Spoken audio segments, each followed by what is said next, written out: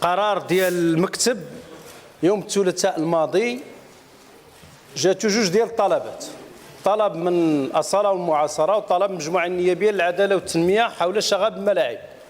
نتوما هذيك المسطرة ديالكم في المكتب قبلتوه، أحلتوه على الحكومة، الحكومة حاضرة غتجاوب على السؤال، في حين أن الإحاطة ما تليتوهاش أنها واش كاينة في آخر الجلسة أم لا، ويتعلق بنفس الموضوع ديال الشغب الملاعب اللي كنعرفوا الإشكالات ديالو.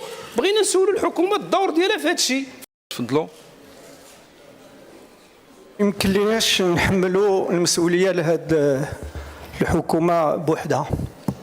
راه هذا المشكل تاع الهدر المدرسي راه من 2010 عندنا 330 ألف طفل تيخرج لخارج المدرسه بلا قرايه، وهذا 330 ألف طفل ضربها على 10 سنين اللي كنتم في المسؤوليه هي اللي اليوم تتخلق هذا المشكل باش نجبروا هاد الدريدات هاد الوليدات بلا قرايه وبلا خدمه ويمشيو يبداو يهرسوا في الملاعب، وتجيو تقولوا بانه راه حنا هاد 4 سنين ولا 5 سنين حنا اللي خلقنا المشكل. هذا غلط، انتم اللي خلقتوا المشكل.